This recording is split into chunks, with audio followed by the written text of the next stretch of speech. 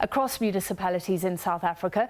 More than 65 were hung with no clear winner after the November the 1st polls. That means parties are being forced to work together to see if they can get above 50% of those seats and take control of councils, choose mayors and enforce their policies. Let's speak to the former mayor of Nelson Mandela Bay, the DA's Athol Trollip. Thank you for being with us, Mr. Trollip. Tell us what happened, firstly, when you were mayor. Things seemed to work for a while, and then, of course, your relationship with the UDM, the later mayor, Mongameli Bobane, the late Mr. Bobani, then seemed to descend into something completely irreconcilable. The EFF threatened you. Things seemed to fall apart. Or was there something there in the beginning that worked? Good evening, Francis. Thanks very much. Yeah, there was certainly something in the beginning that worked. I think we made some mistakes, and if I could share my experiences with you and the listeners and the viewers, I think one of our greatest mistakes initially in 2016 was we went into a cooperation agreement with the EFF. We didn't need them as a coalition partner in Nelson Mandela Bay, but we did in Johannesburg and Tshwane. And I think we made a mistake in thinking, you know, the classic mistake, thinking that one's enemy's enemy must be your friend.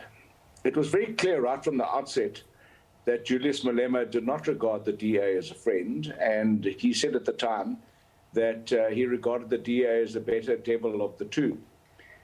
But leave that for the time being, because in Nelson Mandela Bay, we weren't actually in a coalition with the EFF.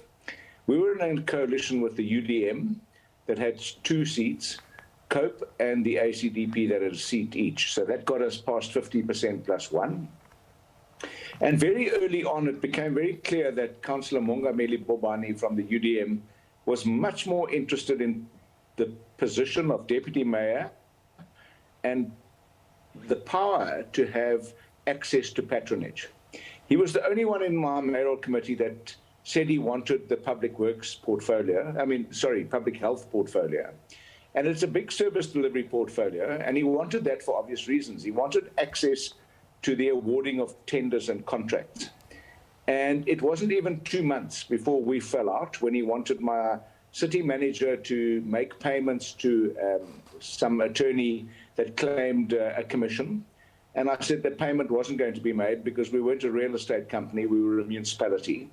And then after 2 months, he refused to vote with the DA. And I remember telling Bantu Holomisa, what use is it having a coalition partner that doesn't vote with you? It's like having a husband or wife that doesn't sleep with you.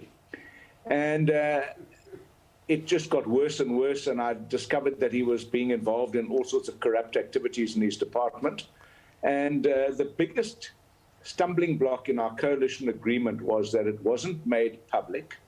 And 2, when the UDM representative was breaking every single one of the conditions of that coalition, his own political party refused to take action against him. So if I could give any advice. May I bring in something here? I feel obliged to, because we did speak to Bantu Holomisa in the run-up to the polls. And of course, Mr. Bobani is now late. He said that if you had brought evidence, then they could have acted on that against Mr. Bobani. He said that the DA was making claims, but you did not present the UDM with any evidence at the time. And of course, now anybody can make claims. What's your response to that? Francis, thank you very much. I'm really pleased. It's taken me 3 years to get to this position where I can actually tell the voting public that have already, decided on the future of the UDM. The UDM got absolutely dismantled in this election. Bantu Holomisa is economical with the truth. Bantu Holomisa got a report from PricewaterhouseCoopers about what Mr. Bobani was up to. He chose then to say that I'd kept the report and Musi Maimane had kept the report in our briefcases. I know for a fact that he had a legal intern in his office that had read that report. I discussed the same report with him in a hotel in Pretoria, and I told him that the reason why he wouldn't act on the report was it fingered the UDM and Mongameli Bobani. Here are the facts. After Mr. Bobani's passing, the Special Investigative Unit and the Hawks have attached the late Mongameli Bobani's estate, and all the people that he was colluding with in his department are now being prosecuted by the Special Investigative Units and the Hawks. Yeah. So Bantu Misa must stop telling fibs to the nation. He knew exactly what his councillor was up to. He just chose, after 5 meetings and 21 letters with all the evidence, chapter and verse, he chose to do nothing. And the voters have punished him for doing that. Mr. Trollip, for time's sake, let's come to the present. What is the magic? What are the magic ingredients to a workable coalition, do you believe? And just your take. I mean, you were working with small parties with 2 seats and then one with 1 seat who became kingmakers. Is that good or bad for South Africa's democracy? Well, first of all, I think it's really, people need to understand, Francis, and I used to get into a lot of trouble when I was the mayor, because we often used to refer to the DA-led coalition. Now, coalitions are a thing of politics the world over, and the reality is that the major party or the majority party or the biggest party in the coalition gives the direction.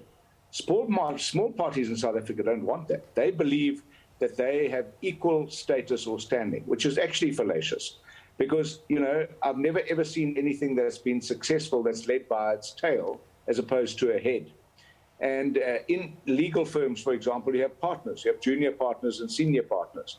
And I often used to tell my 3 partners, the UDM, COPE and the ACDP, yes, they have equal standing on the mayoral committee, but they do not have equal standing in the coalition. Because if it wasn't for them in the coalition, the DA couldn't have put a coalition together, obviously. But we needed 4 votes. If it wasn't for the DA's 57 votes, they most certainly would not be part of government. So there's this idea of a false illusion of grandeur of the smaller parties that believe because they are the kingmaker, they can determine who will be the most senior person in the coalition, and that just does not work. All right, Mr. Trollip, we have to leave it there. I wish we could have a debate with some of the small parties as well. Let's have thank the debate. you. Yeah, let's do that in future. That is your take. Thank you very much. We had a long debate with him, and let's have it.